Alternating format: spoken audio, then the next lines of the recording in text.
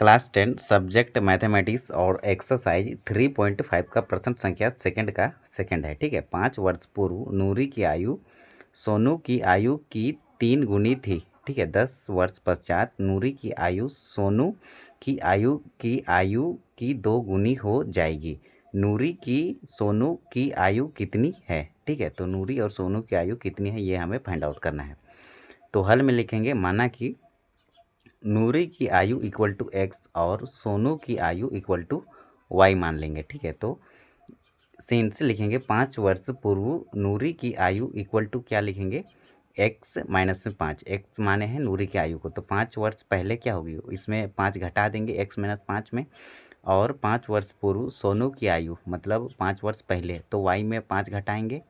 ठीक है, तो हम यहाँ पर लिखेंगे x minus 5 equal to y minus 5 multiply में 3।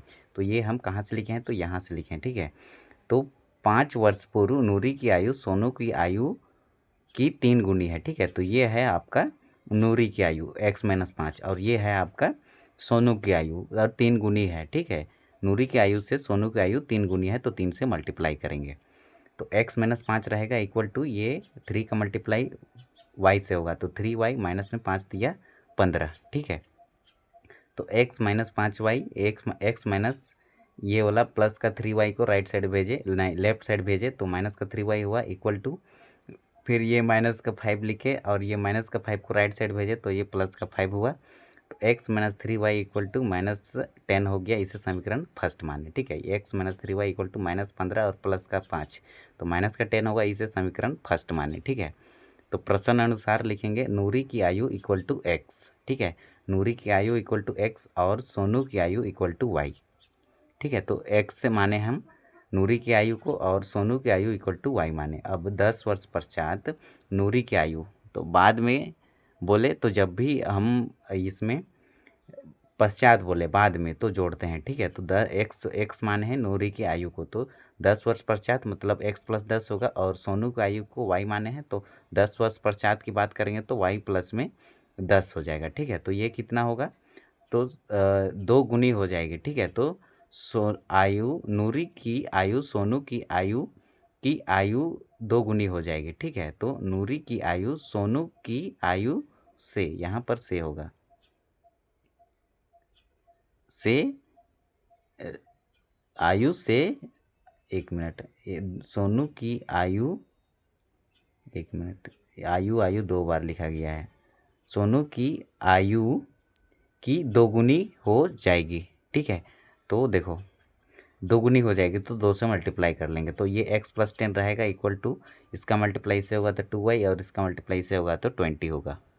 अब देखो अब क्या करेंगे, जो x माइनस का 2y ये इसको राइट साइड भेजे तो माइनस का 2y इक्वल टू, अब ये 20 रहेगा और प्लस का 10 को राइट साइड भेजे तो माइनस का 10 हो गया, तो x minus 2y equal to 20 में 10 सब्ट्रैक्ट किए तो 10 हुआ।